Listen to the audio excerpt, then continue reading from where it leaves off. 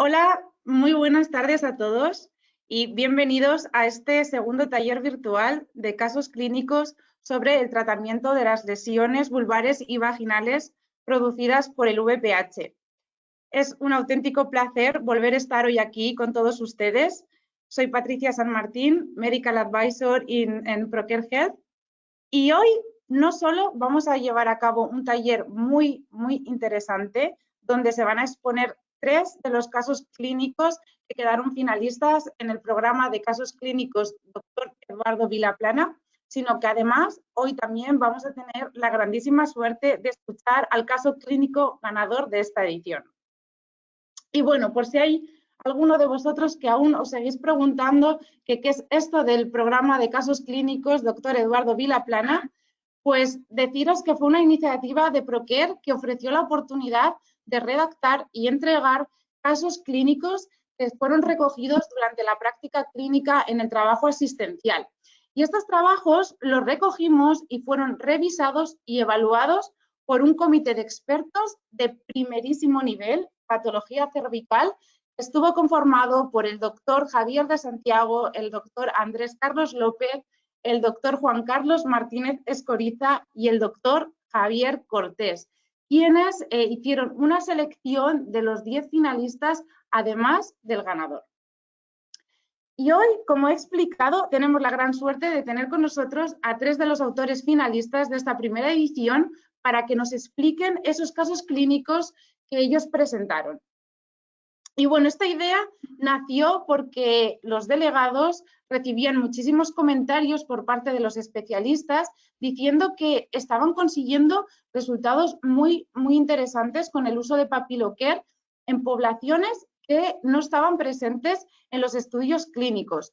Y entonces el desarrollo de esta iniciativa nos pareció muy interesante porque nos iba a permitir tener unos datos complementarios en pacientes que no fueron incluidos en los estudios y que gracias a este programa se va a poder reforzar la eficacia de Papilocare. Así que desde aquí volver a agradecer de nuevo a los delegados su importante papel en el desarrollo de este programa. Además, también os queremos comunicar una excelente noticia, y es que debido a la gran calidad de estos casos clínicos que nos presentaron en la primera edición, nos han propuesto publicarlos en una revista internacional que se llama Tracking Context, que está indexada, que tiene un índice de impacto de 5 y que publica en Open Access, lo cual creemos que es una magnífica oportunidad para visibilizar estos casos clínicos también a nivel internacional. Creemos firmemente que su difusión es muy importante porque complementa la evidencia científica de Papilocare en los diferentes estudios clínicos y observacionales, como estaba comentando previamente. Y bueno, como ya sabéis que Procare tiene un compromiso muy firme con la generación de evidencia científica, y dado el gran acogimiento y éxito, ¿no?, que ha tenido esta primera edición, también os queremos confirmar que hemos lanzado ya la segunda edición y que todos aquellos ustedes que nos están escuchando que quieran participar, podréis registraros y enviar los casos clínicos a través de la página web de Ginecare.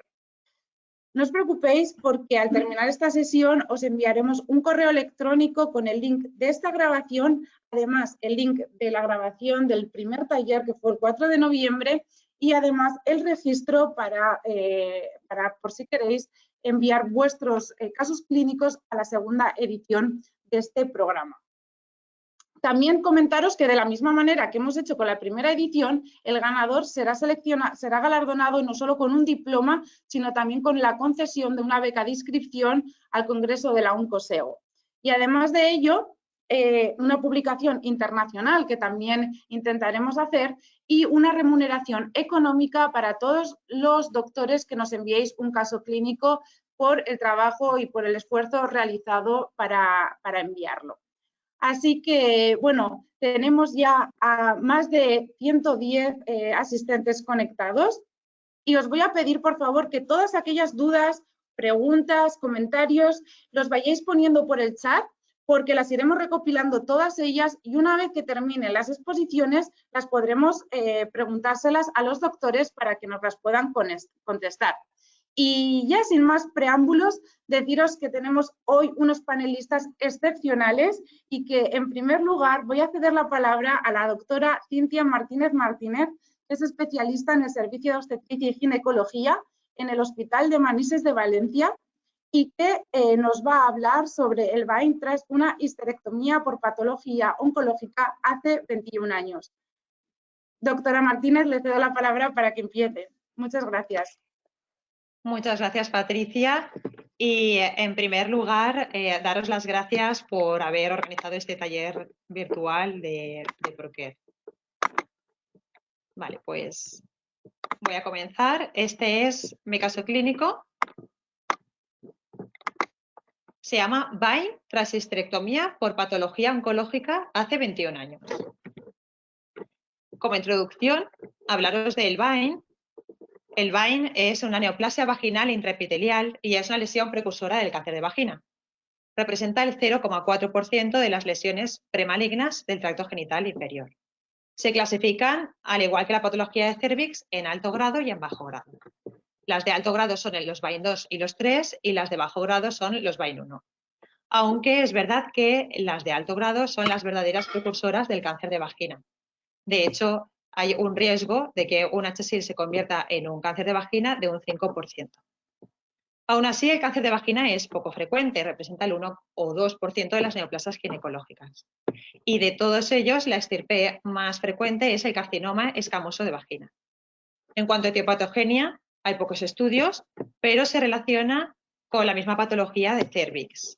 De hecho, se ha aislado el virus de papiloma 16 en el 56,1%. En cuanto al estudio que tenemos de Javier Cortés en España, multicéntrico, que incluye 5.665 mujeres, se ha observado que el VAIN representa el 2% de toda la patología del tracto genital inferior y además que el VAIN 1, el de bajo grado, es más frecuente entre las mujeres de 30 a 44 años y que disminuye con la edad.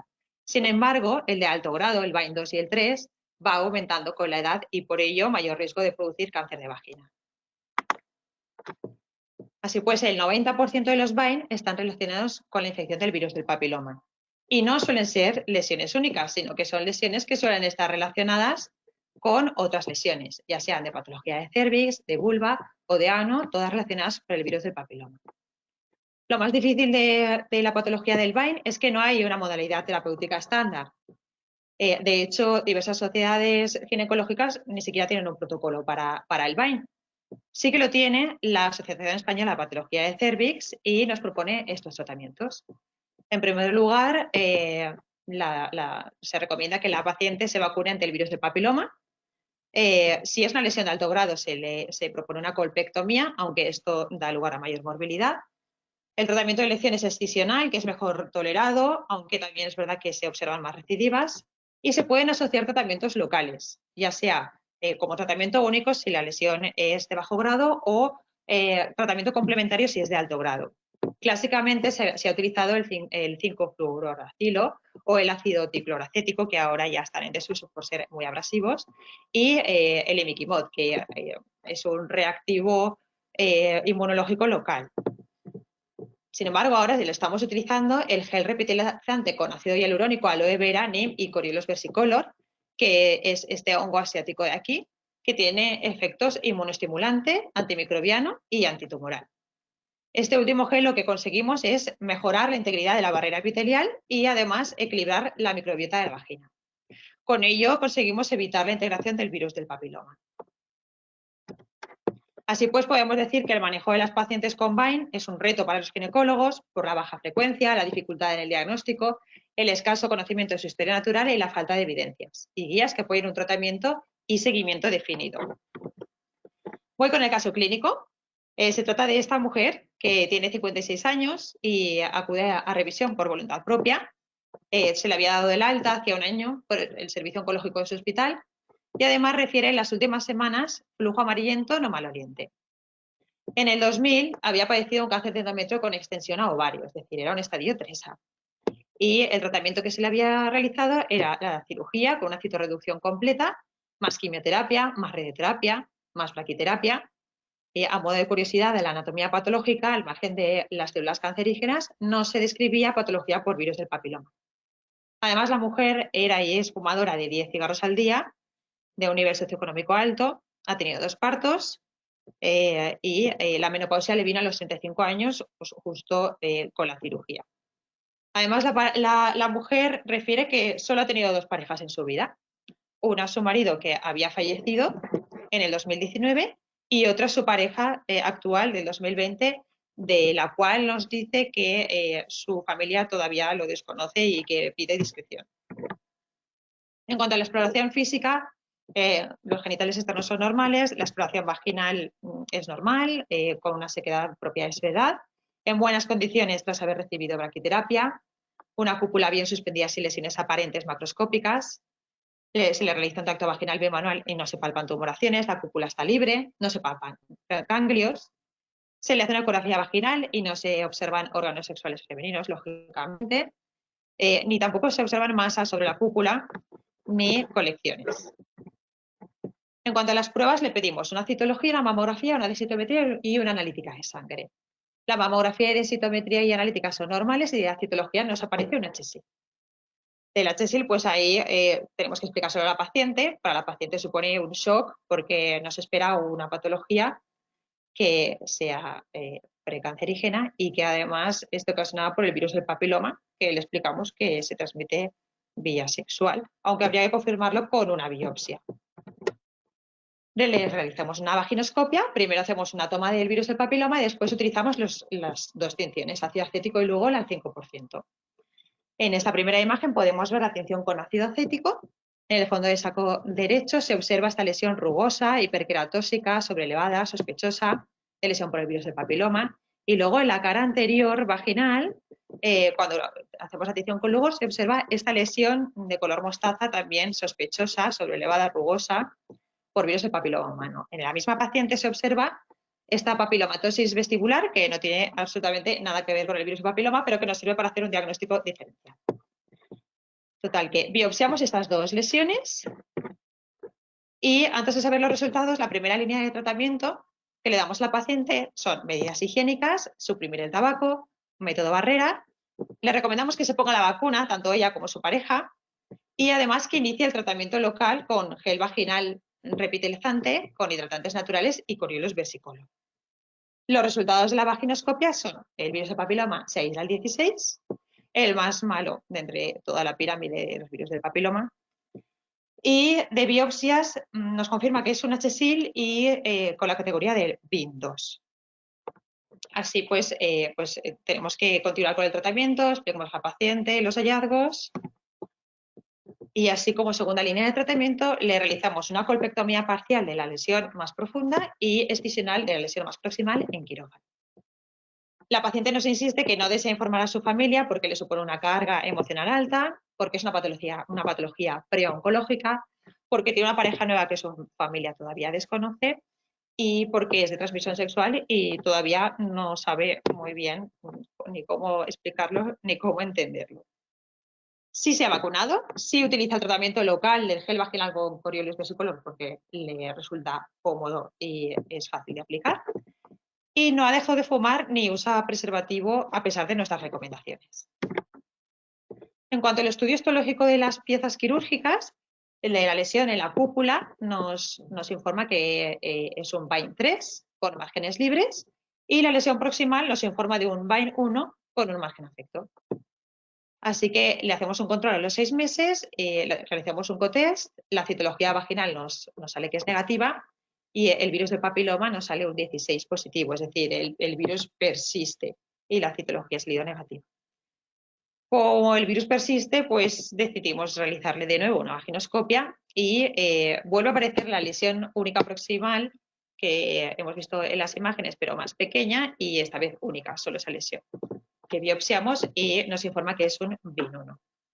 La paciente en esos momentos sigue en proceso de vacunación, continúa con el gel vaginal repitelizante con Coriolus bajo nuestra prescripción y no ha dejado de fumar ni usa preservativo, es decir, continúa con los factores de riesgo que no le ayudan a eliminar el virus del papiloma. Así que como conclusiones, podemos decir que actualmente disponemos de nuevas perspectivas de tratamiento, que es local, de fácil aplicación y con mínima morbilidad, como el gel repitilizante con Coriolus versicolor. Además, otros usos del gel repitilizante pueden ser evitar la progresión de la enfermedad del virus del papiloma en el lapso de tiempo desde el diagnóstico hasta el tratamiento excisional o la reepitelización del lecho quirúrgico y de los márgenes afectos tras la cirugía. Además de la importancia de que la paciente elimine los principales factores de riesgo para que no progrese la enfermedad, como el tabaquismo o utilizar un método de Barrera, la todavía estigmatización y desconocimiento de la enfermedad por virus del papiloma, lo que conlleva a un mayor esfuerzo para el médico en el manejo de la patología, y replantear el seguimiento de las pacientes histerectomizadas y que son sexualmente activas, puesto el rango de edad en la sexualidad activa cada vez es más amplio y los protocolos deben ajustarse a estos cambios en la sociedad. Pues hasta aquí el caso clínico y esta es la bibliografía que he utilizado. Y bueno, muchas gracias por la atención y por estar allí.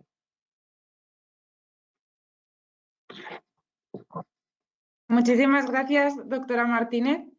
Ha sido un caso clínico muy bonito, con unas pautas también muy interesantes y, como bien dice, también con indicios de que quizá las guías pues tendrían que adaptarse un poco a los nuevos cambios, ¿no?, que la sociedad está realizando. Así que muchísimas gracias. Luego, si hay preguntas, ya se las pasamos.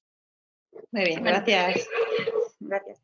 Y ahora, en segundo lugar, vamos a ceder la palabra y a presentar a la doctora María Serrano Velasco, que es especialista en la unidad de tracto genital inferior del Hospital Universitario de La Paz de Madrid y que nos va a presentar el tratamiento adyuvante de VIN con Papilocare gel externo a propósito de un caso. Muy buenas tardes, doctora Serrano. Le cedo la palabra para que comience con su caso.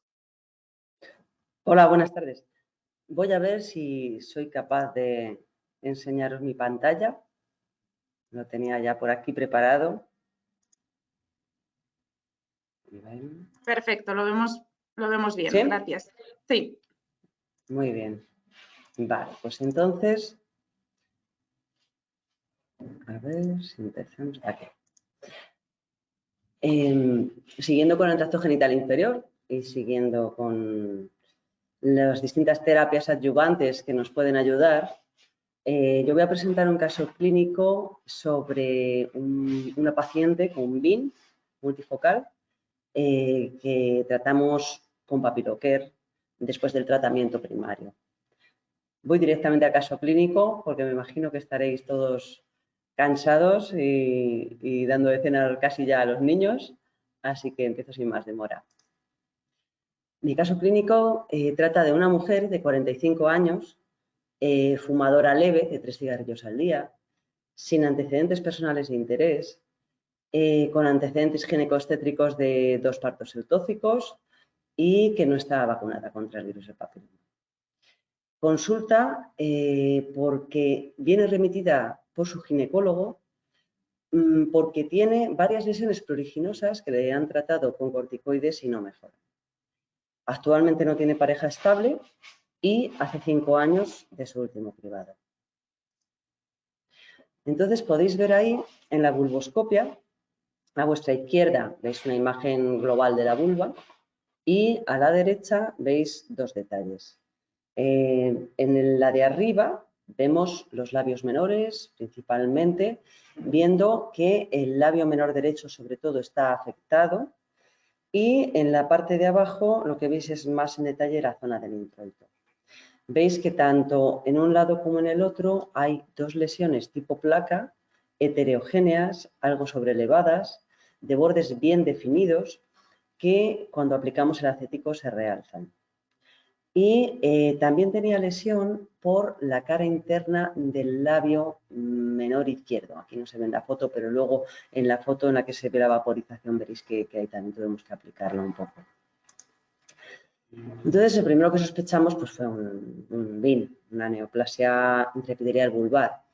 Pero eso no quita para que tengamos que hacer un diagnóstico diferencial con otro tipo de lesiones vulvares. Por ejemplo, con los trastornos infecciosos. Una candidiasis puede dar lesiones eritematosas. Lo que pasa es que es verdad que no suelen ser tan focales, no suelen tener los bordes tan bien definidos y suelen tener un componente un poco más erosivo o eczematoso. Pero a veces incluso también pueden tener pequeñas placas de Muguet que nos pueden confundir con la leucoplasia de una lesión BIN.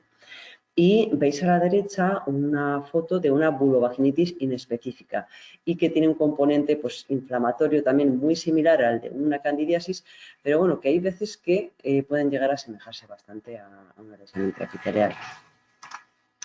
Más parecido aún puede ser el aspecto de ciertas lesiones liquenificantes, el líquen plano o mucho más frecuentemente el líquen escleroso o dermopatías como la psoriasis. Aquí vemos a la izquierda una paciente que era una paciente joven y veis que, bueno, pues que tiene zonas que se han hipopigmentado, porque como veis por su raza pues tenía la zona genital más pigmentada y según zonas hipopigmentadas, la zona del capuchón del clítoris con una grieta importante, zonas leucoplásicas. Y bueno, ciertamente pensábamos que era una lesión liquenificante y que no era algo maligno, pero hasta los patólogos lo dudaron en cierto momento. Luego mejoró muchísimo con corticoides esta paciente, sin embargo. Y al lado derecho vemos un caso de una paciente un poco más mayor con líquen escleroso y veis pues igualmente pues, que tenemos sobre todo placas leucoplásicas en varias zonas que también nos podrían llegar a confundir. Por medio de biopsia vamos a poder discriminar unas lesiones de otras. Y también debemos hacer el diagnóstico diferencial con la enfermedad de Payet de la vulva. Tiene tendencia a lesiones de coloración blanca o eritematosa. A veces los bordes no están tan bien definidos, pero otras veces sí. Por ejemplo, si os fijáis en la foto de la izquierda, el área ya cercana a periano está muy bien definido. En el área de la derecha, vamos a la foto de la derecha, perdón, está peor definido, pero veis ahí zonas leucoplásicas, zonas eritematosas, que bueno, pues quizás también nos podrían llegar a confundir con un BIN, pero que tan sencillo como una biopsia nos va a hacer salir de dudas.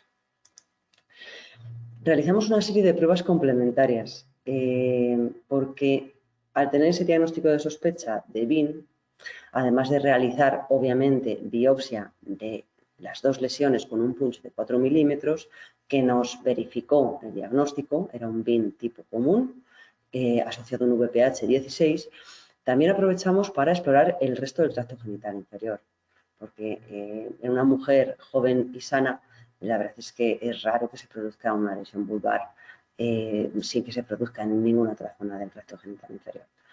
Entonces, hicimos una citología cervical que fue satisfactoria, negativa para malignidad. Realizamos un genotipado del virus papiloma cervical, que en este caso fue negativo, y realizamos una colposcopia, en la que se objetivó una zona de transformación tipo 2 con una repitelización típica periodificial que se introduce en el canal y conseguíamos ver con maniobras, por eso era tipo 2. La vaginoscopia también fue normal, nos ayudamos tanto con el ácido acético como con el Lugol, además es que el Lugol para detectar las lesiones de la vagina es bastante útil, no lo debemos olvidar nunca, así como en la vulva el Lugol no lo utilizamos únicamente el acético al 100%. Y decidimos también realizar serologías, porque por experiencia ya nos hemos encontrado con casos de mujeres inicialmente inmunocompetentes que tienen patología multifocal o al menos patología fuera del cuello del útero y posteriormente nos hemos encontrado con que tenían pues la inmunodeficiencia adquirida más frecuente que hay en el mundo, que es el HIV. En este caso, esta paciente no, salió negativa para hepatitis B, hepatitis C, sífilis y HIV. Entonces, el tratamiento primario que aplicamos fue realizar una vaporización con láser. Hicimos una vaporización de las lesiones bajo visión colposcópica. Podéis ver ahí a las 2 semanas en la que ya hay una cierta cicatrización parcial en los rebordes de las zonas vaporizadas, tanto hay en la zona anterior como en la zona del introito, siempre con algo de márgenes de seguridad, acostumbramos a hacerlo. Y lo hicimos en modo CV, continuo, con escáner a 30 watts sin incidencias. Posteriormente se le indicaron unos cuidados diarios, en esto hacemos mucho énfasis porque creemos que es importante para que no se sobreinfecte, no cicatrice con fibrosis y para que cure lo mejor posible. Entonces siempre indicamos una limpieza frecuente de 2-3 veces al día del lecho vaporizado con gasa y suero, retirando bien los restos de fibrina y después siempre les decimos que se apliquen alguna crema repitelizante. Y pues lo que estamos haciendo últimamente es indicarles que directamente se pongan el papilocare, gel externo.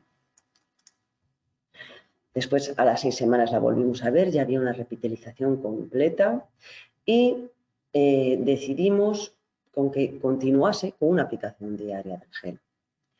Hicimos una bulboscopia a los 3 meses, que es la fotografía que tenéis a la derecha. Veis que no se objetiva lesión residual, que está completamente cicatrizada. Hay alguna zona con algo de hipopigmentación, que con el tiempo, poco a poco, suele entender, si no hemos sido muy agresivos, si no hemos profundizado en exceso, suele llegar incluso a recobrar su coloración normal. Y en este caso fue cuando decidimos, ¿por qué no? Si en el cuello aplicamos tratamientos de días alternos durante 6 meses, ¿por qué no probar en este caso? Entonces, le aplicamos la posología a la paciente, le recomendamos después revisiones, le vimos a los 6 meses, la volvimos a ver a los 12 meses y actualmente está libre de enfermedad. Entonces, ¿qué conclusiones hemos sacado de este caso y de más casos? Porque ya digo, ahora ya mismo es la pauta habitual que utilizamos para las pacientes que tratamos de BIM con láser CO2. Como discusión del caso, planteo primero ciertas ideas. Que hay pocos estudios que nos ayudan a conocer la historia natural del BIM. Que además parece que las pacientes no tratadas progresan en un 10%, pero no solo eso, sino que las pacientes tratadas también parece que progresan hasta en un 8%. Esto nos quiere decir que no hay un tratamiento ideal para las pacientes con BIM, porque además la tasa de recurrencia, habiendo tenido éxito en el tratamiento primario, la tasa de recurrencia oscila entre el 20 y el 50%. Entonces, por tanto, sería deseable tener algún arma más terapéutica, aparte del tratamiento primario, de los tratamientos que ya conocemos, para ayudar a erradicar de base el virus del papiloma, es decir, no quitar la lesión, sino, como todos sabéis, el virus del papiloma es una infección de campo de todo el tracto genital inferior. A ver si podemos tratar de base el virus del papiloma. Y además, con un tratamiento que tenga una buena tolerancia. Entonces, conocemos desde hace muchos años la existencia de la micoterapia. Existen aproximadamente una docena de hongos curativos que se llevan utilizando incluso desde años antes de Cristo con la medicina tradicional china, e incluso en Europa se han encontrado indicios de que la micoterapia existe desde hace mucho tiempo. Y en concreto, el hongo del Coriolus versicolor se ha visto que es un importante estimulante de la inmunidad contra los agentes virales. Existen estudios recientes que demuestran la efectividad para facilitar, en concreto, la eliminación del virus del papiloma y normalizar las lesiones en el cuello del útero. Además, existen otros componentes, como el NEM, que también ayuda a eliminar el virus del papiloma intravaginalmente. Ya tenemos literatura sobre ello. Y luego existen otra serie de componentes, como son el aloe vera, la centella asiática y el ácido hialurónico, que son un complemento importante para la reparación y la hidratación de la mucosa vaporizada, así como el propio Coriolus.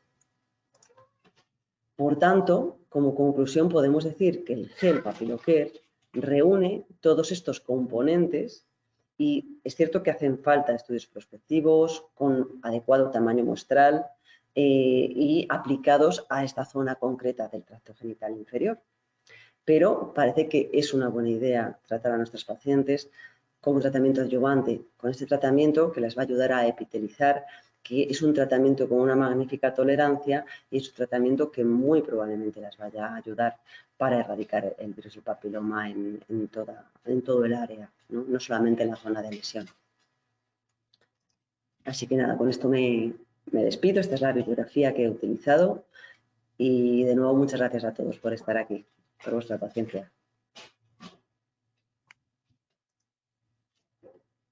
Muchísimas gracias, doctora Serrano. Decirle que seguimos desde Procare también realizando más estudios y que próximamente podremos tener y presentar más resultados, y que muchas gracias por su caso clínico, porque ha sido muy, muy interesante. Y bueno, como siempre es un placer escucharla, igual que la AEPCC hace muy poquitos días.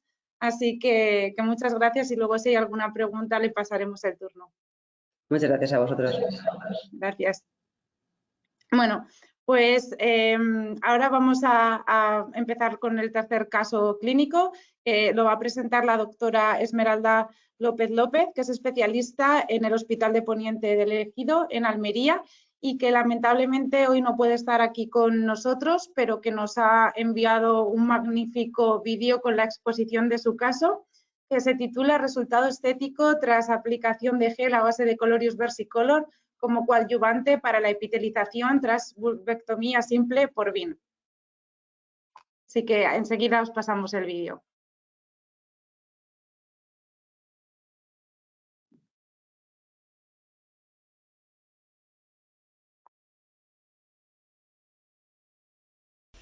Hola, buenas tardes a todos. Soy Esmeralda López. Cuando envié este caso era residente del Hospital de Poniente y ahora pues soy adjunta también de este servicio. Pido disculpas porque me encantaría haber estado en esta sesión de manera en directo, pero por unas condiciones familiares me ha sido imposible y bueno, se me ocurrió que podríamos enviar este vídeo para que todos pudiéramos conocer este caso clínico y que todos podamos compartir nuestros casos y aprender unos de otros. Este caso lo realicé con Natalia Sánchez Baudo, que es la jefa de sección de patología cervical y del tracto genital inferior de nuestro hospital.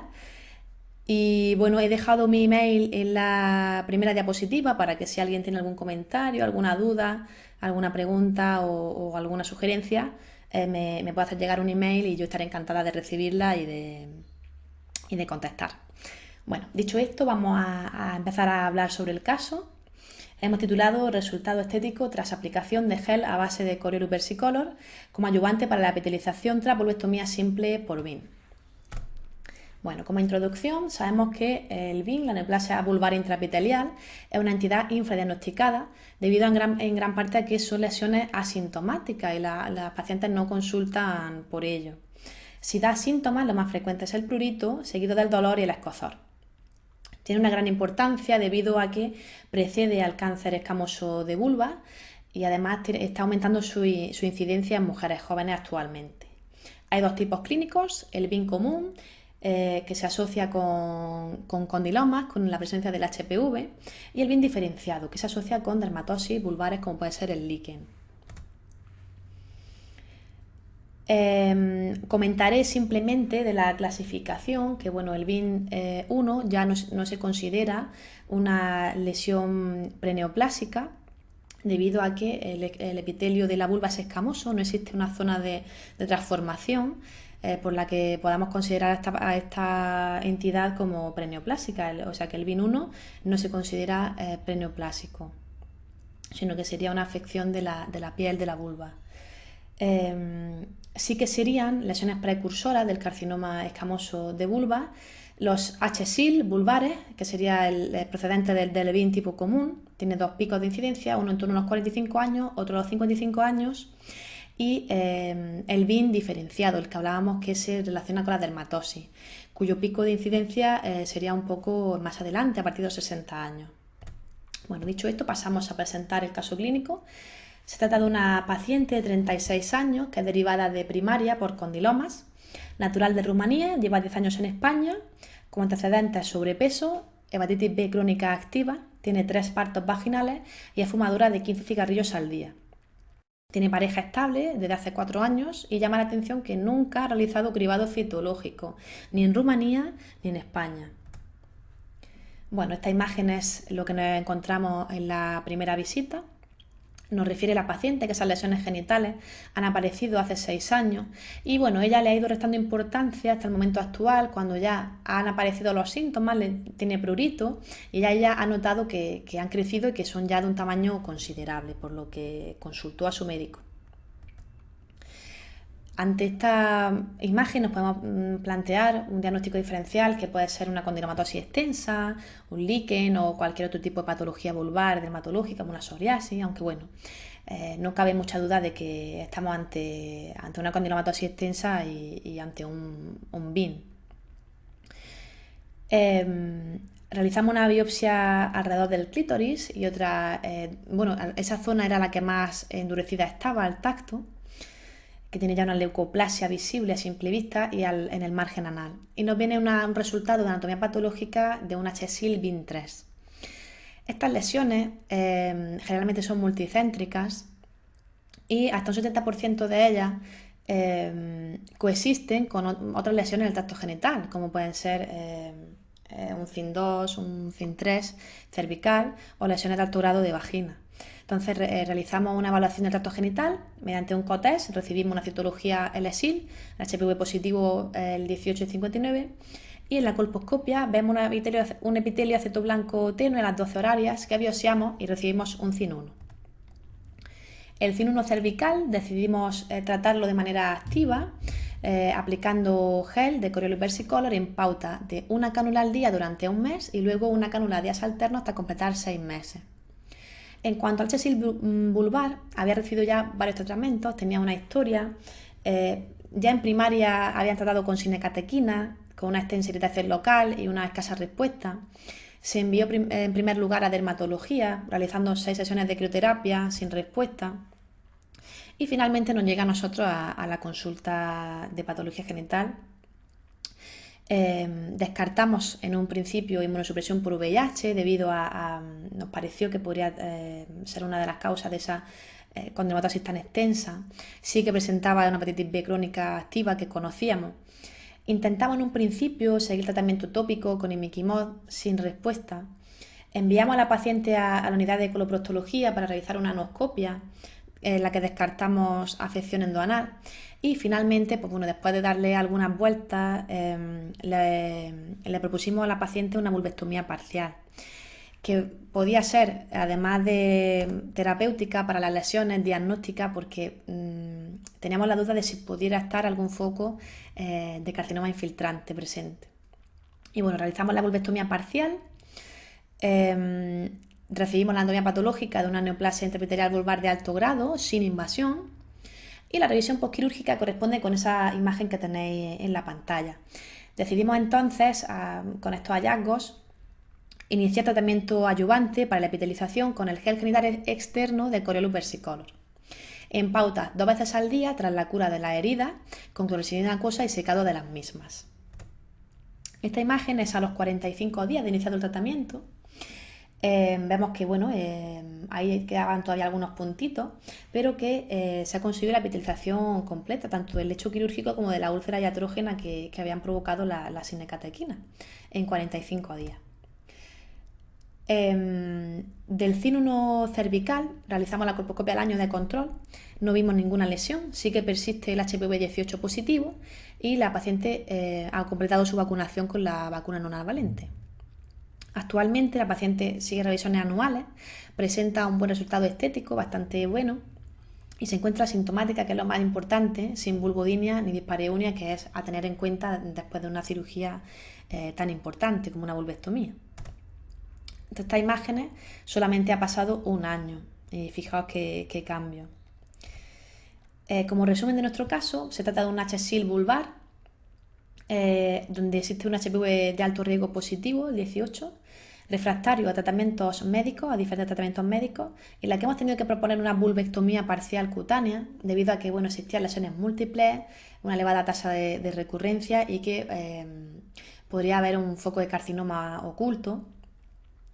Y bueno, es una decisión compleja porque siempre, pues, hoy en día tenemos muchísimos tratamientos tópicos, médicos, y la vulvectomía pues genera una gran afectación de la autoimagen de la paciente con una gran carga psicológica. Fue por esto por lo que nos planteamos iniciar el gel de Corylus versicolor como tratamiento adyuvante para conseguir la mejor epitelización en un menor tiempo posible. Y bueno, de esta forma hemos mejorado la autoestima de la paciente, hemos contribuido a mejorar su autoimagen y hemos disminuido el impacto psicosexual del tratamiento, que la vulvectomía no deja de ser un tratamiento muy mutilante para la mujer. Nada más, aquí tenéis la bibliografía y estaré, como ya he dicho antes, encantada de responder a cuestiones, a preguntas, a comentarios, en lo que necesitéis. Muchísimas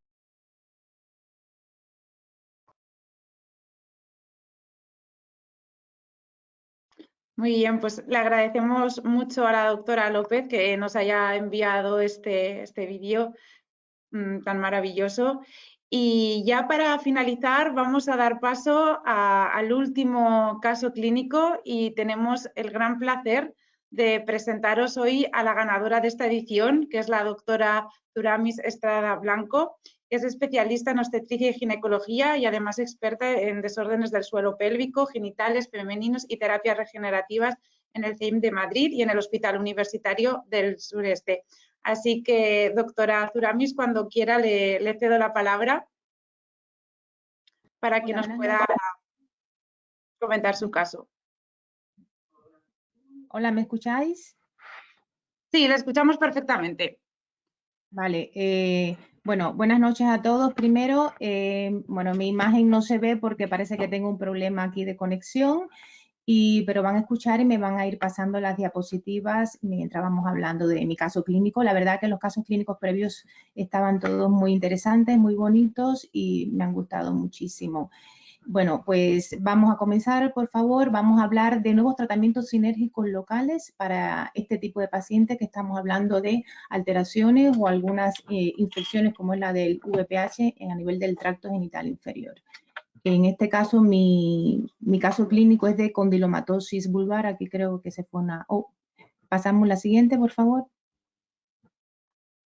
Bueno, cuando hablamos de condilomas, los condilomas, aquí todos somos ginecólogos que estamos conectados, los condilomas acuminados o verrugas genitales son la expresión clínica de la infección por determinados virus. En este caso, los más frecuentes son los de bajo riesgo, el número 6 y el 11, y es una de las enfermedades de transmisión sexual más frecuente, con una incidencia creciente con el paso de los años que se ha visto en todas las poblaciones. Y ya no es solo en las poblaciones del tercer mundo, sino en la mayoría de las poblaciones. Estamos hablando del nivel mundo, del primer mundo. Pasemos a la siguiente, por favor.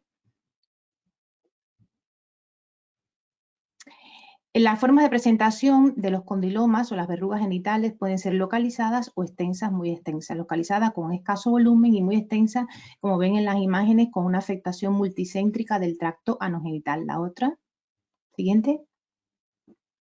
En la epidemiología, pues como veis, la incidencia de nuevos casos, según las revisiones sistemáticas que se han hecho, porque se han hecho muchas revisiones en cuanto a la epidemiología, es considerado, siempre los van dividiendo entre hombres y mujeres, pero la media oscila entre 118 y 205 por cada 100.000 habitantes. La tasa de incidencia máxima en las mujeres, como pueden ver, se observa entre los 20 y 24 años, y los hombres entre los 25 y 29. He querido ponerle esta tabla aquí, que es la prevalencia que hay a nivel por sexo y edad entre hombre y mujer, según el último estudio que se hizo estadístico en diciembre del 2020, donde ven los hombres en lo verde y las mujeres lo moradito, lo malvita, la incidencia por edad. Por supuesto, en el hombre vemos que es mucho mayor. La siguiente, por favor.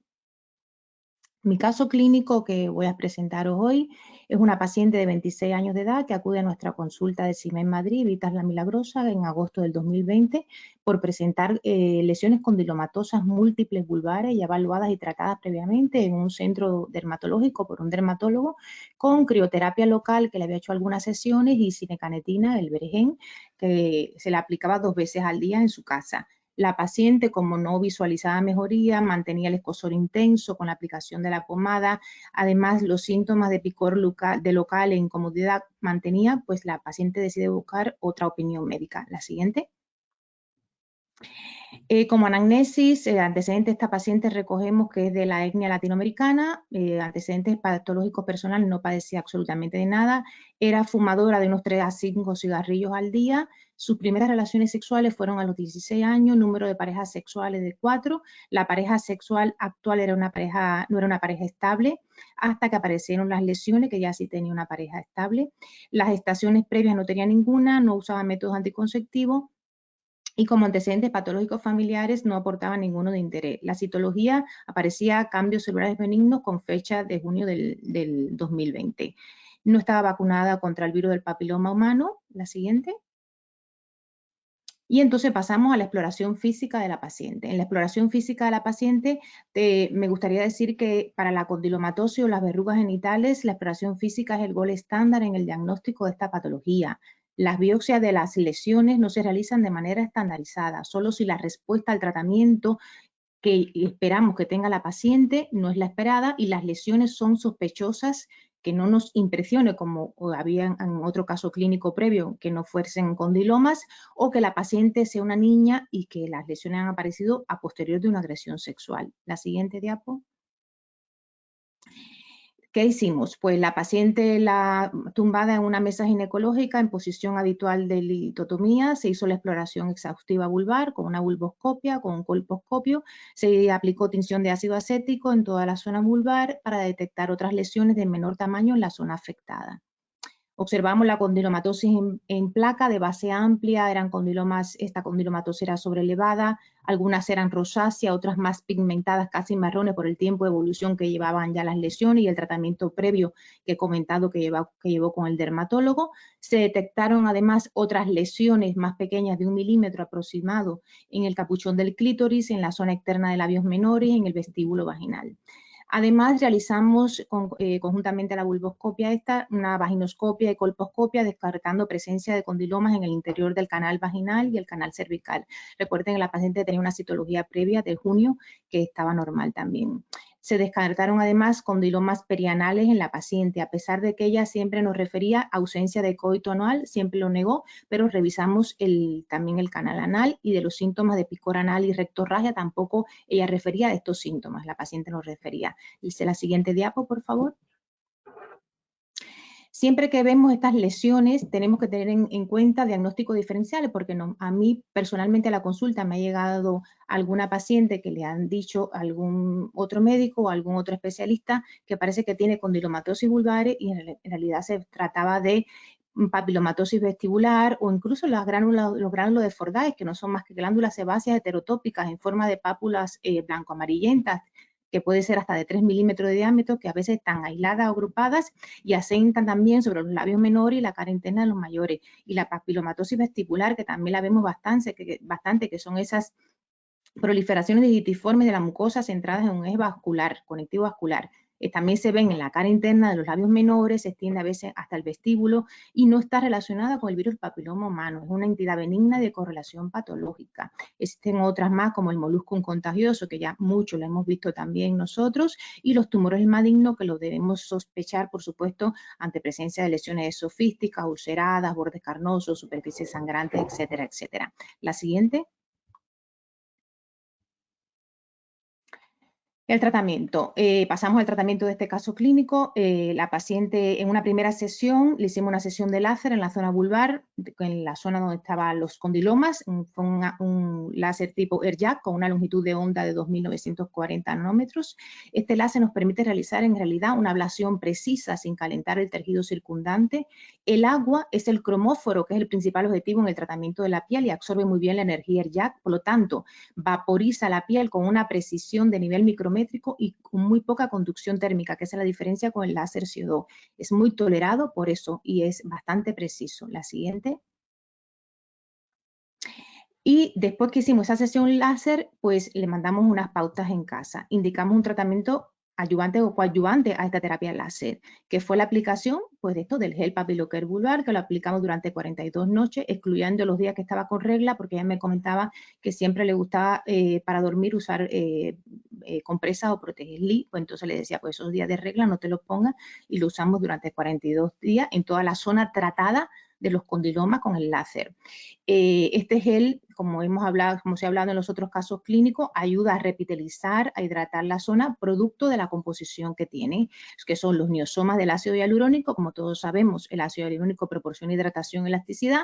Nuestro cuerpo está lleno de ácido hialurónico y perdemos ácido hialurónico un 1% cada año a partir de los 30 años y bueno, este gel pues nos brinda también ácido hialurónico y nos ayuda a hidratar. Tiene neosoma de betaglucano, que es un antioxidante que mantiene una adecuada estructura de la piel también y de las mucosas. El betaglucano es antioxidante, también tiene un poco de efecto inmunomodulador, que aquí no lo dice, pero sí lo tiene también.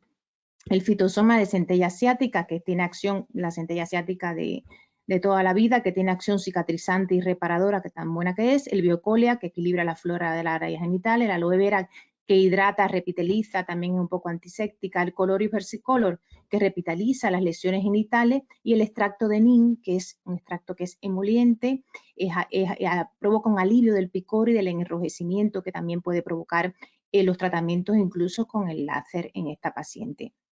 Algo importante que tenemos que saber de este gel es que no contiene parabenos, no contiene perfume y tiene un pH de 5. La siguiente, por favor. A continuación de la sexta semana, o sea, de esos 42 días de coadyuvancia que hizo, realizamos una segunda sesión local de láser vulvar y se vuelve a indicar el mismo tratamiento a la paciente durante los 42 días, o sea, las 21 noches, cada mes, hasta completar los 6 meses.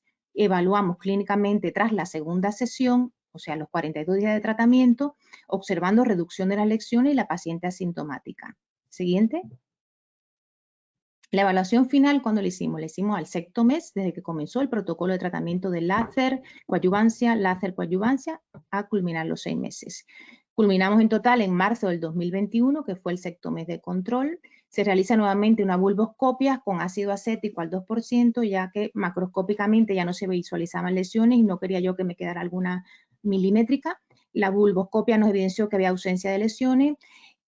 Como van a ver en la foto, van a ver, como ves al inicio, la primera terapia láser, cómo estaba la vulva, en la segunda terapia láser con el coadyuvante y ya al sexto mes cómo está. Y actualmente la paciente está asintomática, sin tratamiento y curada de las lesiones. La siguiente.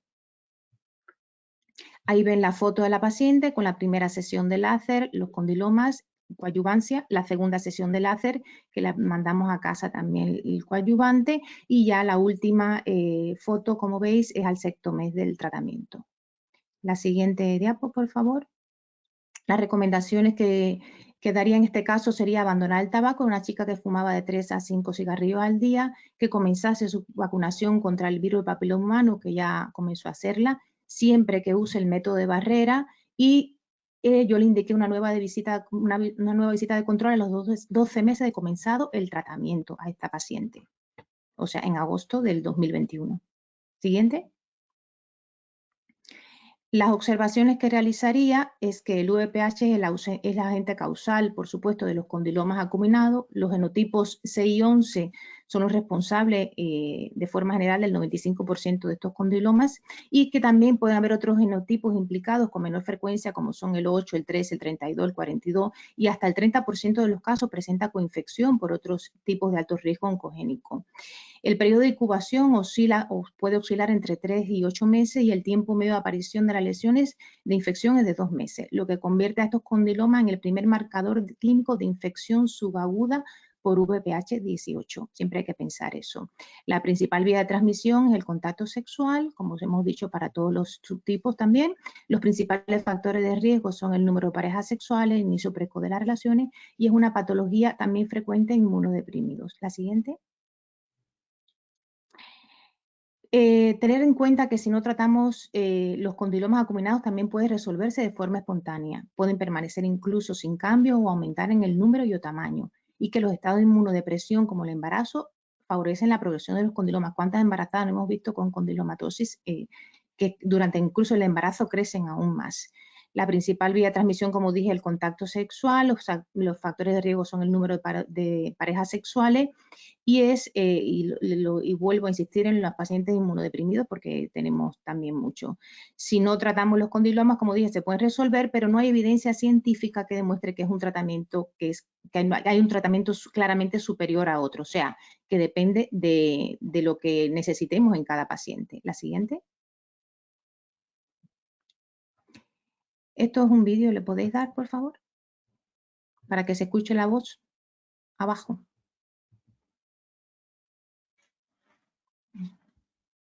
Ahí.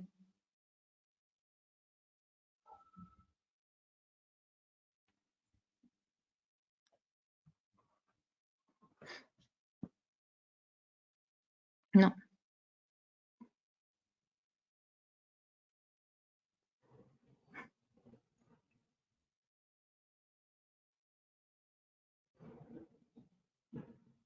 No, es el anterior. Sí, no va el vídeo, doctora, no va el vídeo. No, no, es la voz como la voz en off. ¿Cómo que no va?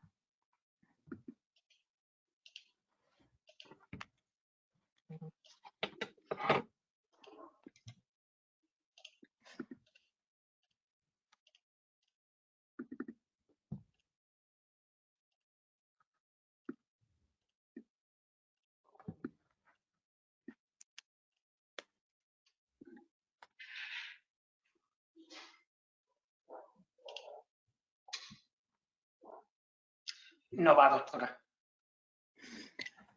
Bueno, pues nada, lo siento mucho que no la hayáis podido escuchar. Es una lástima porque es la paciente a los 12 meses, en agosto del 2021, ya tratada, el control que le hice. Lo que la paciente refiere, por supuesto que ya está bien, está curada, no ha tenido más recidiva, que me parece que eso es importante, y la paciente está muy agradecida. La paciente, Doctora, por supuesto, disculpe, voy a intentar, no sé si se escuchará con mi audio, voy a intentar reproducirlo y si no es así, pues nos lo sigue contando como nos lo estaba contando. ¿Lo escucha?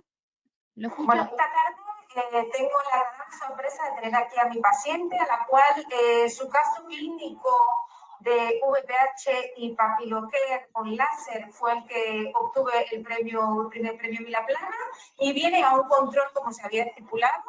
Así que aquí la tenemos. ¿Cómo te sientes? Muy bien, full emocionada porque pues ya sucedió todo esto, ya pasé esa página, y aparte pues la doctora me da la noticia de que ha ganado entre muchas otras personas, otros doctores, pues el premio por presentar mi caso clínico, y me da mucha felicidad, de verdad, me siento muy halagada por eso, porque de una forma u otra me ayudaste, yo te ayudé, y feliz de que también pues hayas ganado.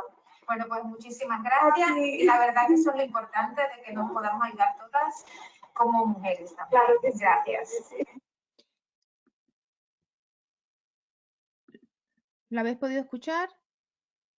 Sí, lo hemos escuchado perfectamente, gracias. Bueno, pues yo lo quería que escuchasen porque la paciente al año estaba sin recidivas después de usar el láser y el gel, y me parece que eso es importante, y es la primera parte de las conclusiones, que el tratamiento siempre debe ser individualizado, ya que no existe un tratamiento más apropiado para todas las pacientes, debe ser muy individual, y para todos los tipos de condilomas. Hay diferentes tipos, diferentes tamaños, pues hay que individualizar cada caso. Tener en cuenta siempre el número de lesiones, tamaño de las lesiones, el área, la presencia de queratosis o no, que es muy importante. Ella tenía zonas oscuras como queratóxicas porque había hecho tratamientos previos que no le habían dado resultados, el tiempo que llevaba, la experiencia del personal médico o incluso terapeuta que esté aplicando alguna terapia, la posibilidad que tiene cada paciente a la adherencia al tratamiento, toxicidad, los efectos secundarios, por supuesto, precios, si la paciente tiene que abonar, porque todo sabemos que tiene un precio, las terapias que se hacen o incluso el GLT. En este caso específico, la combinación o la sinergia que logramos de la terapia láser con el gel local vulvar papiloquer resultó adecuado en esta paciente, con una evolución súper satisfactoria en la eliminación de las lesiones y ausencia de recidiva a los 6 meses del tratamiento, y como escuchaste, ya al año la paciente le hemos dado pues con ausencia total como curada. Así que ahora pasemos a la siguiente. Este es mi caso clínico. Yo creo que es importante enfatizar que las vacunas que contienen los genotipos del 6 y el 11 son a día de hoy el método eficaz para la prevención de los condilomas acuminados, obteniéndose una mayor efectividad, por supuesto, si se administra en los pacientes muy jóvenes, adolescentes, antes de la primera relación sexual, y que la naturaleza propia de la enfermedad y al estar vinculada a la transmisión sexual, nunca lo olvidemos, provoca un gran impacto físico, emocional y psicosexual entre las pacientes afectadas. por lo que debemos insistir en la población adolescente para el cumplimiento de la vacunación. Insisto en esta última conclusión porque esta paciente que le escucha este oral final, pues tenía un gran impacto psicológico cuando ella se vio la vulva como la tenía y que no resolvía y que ya no sabía qué hacer, y llegó a mí como una segunda opinión. Así que sí, pasamos a la siguiente diapositiva, por favor. Espero que les haya gustado el caso clínico. Cualquier duda, lo que queráis que les responda, pues aquí estoy disponible. Gracias a todos. Muchísimas gracias, doctora Estrada. Bueno, pues nada, con este último caso, con el ganador de este programa de casos clínicos, Eduardo Vilaplana, ponemos punto y final a este taller. Vamos ahora a pasar a la ronda de preguntas que nos han dejado por aquí, así que sí, doctoras, porque hoy todas son doctoras, pueden ponerse la cámara, les voy a pasar las preguntas que nos han dejado. Y por seguir este último caso, doctora Estrada, nos acaban de hacer ahora una pregunta diciendo que si era necesario la combinación de estas dos técnicas. Sí, yo creo que es importante enfatizar en realidad que, como dije al final de las conclusiones, cada paciente lleva un tratamiento específico y hay que individualizar cada caso. En este caso, como visteis, las lesiones, incluso tenías algunas más marronáceas, un poquito queratóxicas. En este caso, yo creo que la evolución adecuada fue la sinergia que se logró con el láser y con el gel del Corolius, con el Papilocare. Muy bien, muchísimas gracias. Para la doctora Martínez también tenemos alguna pregunta y nos dicen que cuál es tu opinión respecto a que una de las lesiones después de la aplicación del tratamiento mejore y otra empeore.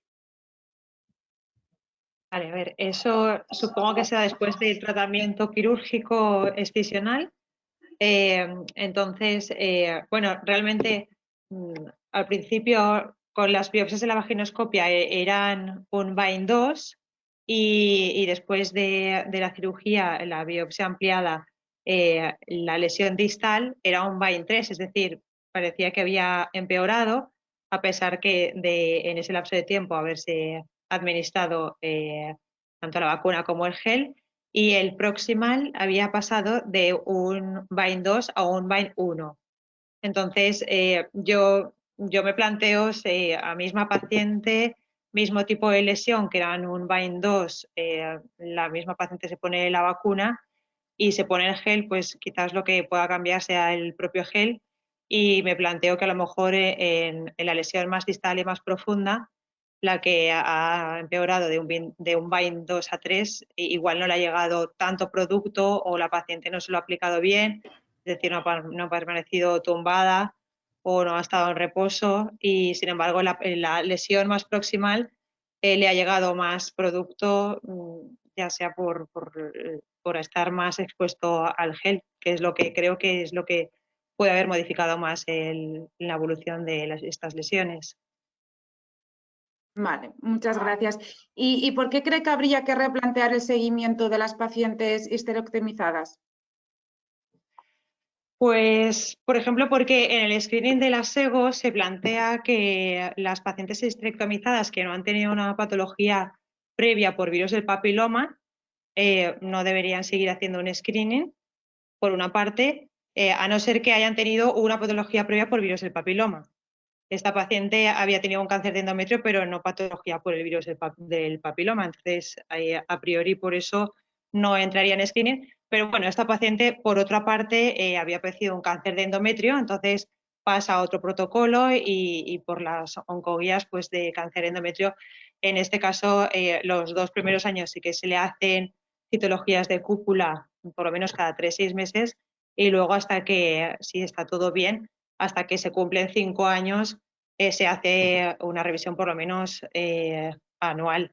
Pero a los 5 años esta paciente pasaría a un screening rutinario, y si ha sido histerectomizada, pues esta mujer a los 40 años se le habría dejado de hacer citologías, y sin embargo, como hay un cambio en la sociedad, hay más cambios de parejas y la sexualidad es activa a mayor edad de la paciente, pues creo que debería replantearse los protocolos, porque hay más exposición a que haya un riesgo de virus de papiloma y por ello de patología por el papiloma. Muy bien, muchas gracias. Bueno, ahora nos hacen otra diciendo que hay es un caso que es una paciente histerectomizada por miomas hace 20 años, pero que después se ha realizado una CL de cúpula siempre con LSIL y con HPV positivo y vaginoscopias normales, pero que ahora tiene una CL con HSIL con vaginoscopia grado 1 en fondo de saco vaginal derecho y biopsias con AP normal, y que cuál sería su actuación. No sé si he ido muy rápido o... Sí, ha sido un poquito rápido. Vale. Histerectomizada por miomas y después... Hace 20 años, que después le ha realizado una CL de cúpula siempre con LSIL y con HPV positivo y vaginoscopias normales, pero que sin embargo ahora tiene HSIL con vaginoscopia grado 1 en fondo de saco vaginal derecho y biopsia con AP normal. Vale, o sea que le sale un HSIL en lo que es la citología, pero la biopsia es normal. Sí. ¿Es lo que dice? Al final del todo, ¿no? Sí, porque pone con anatomía patológica normal, sí. Con biopsia normal, sí. Bueno, es que, a ver, esta paciente tiene un virus del papiloma. Lo que predomina es la biopsia que se le ha hecho. A lo mejor en algún momento ha tenido una lesión de alto grado, pero a veces las citologías no son suficientes para hacer un diagnóstico de confirmación, sino que hay una sospecha y las pacientes que están histerectomizadas son más difíciles de evaluar a nivel patológico, con lo cual yo sí que me fiaría de la biopsia siempre y cuando se corresponda con la vaginoscopia, con las tinciones. Si no se corresponde el resultado, volvería a hacerle una vaginoscopia, volvería a hacer una biopsia y si se confirma que es negativa, aún así no la dejaría sin tratamiento, sino que le daría un tratamiento, por lo menos le daría el Papilocare y la volvería a ver en 6 meses. Le haría un cotest y ya dependiendo de los resultados, pues si procede le haría una vaginoscopia. Muy bien, muchísimas gracias. Bueno, como ya nos hemos pasado casi 10 minutos, vamos a concluir aquí este segundo taller y nada, desde Proker nos gustaría despedirnos mostrando nuestro más sincero agradecimiento a todos los participantes de esta edición, que ha sido todo un éxito, por supuesto a todos vosotros, a todos los panelistas y a todos los finalistas y a la ganadora, que ha sido una calidad científica altísima. Y bueno, a todos ustedes también por habernos seguido, por estar en continua formación y a todos los miembros que formaron también el comité científico, no solo por la calidad del mismo, sino también por su compromiso con la iniciativa. Y que muchísimas gracias a todos y esperamos podernos ver el año que viene presentando los casos clínicos de la segunda edición. Muchas gracias. A vosotros. Gracias, Patricia.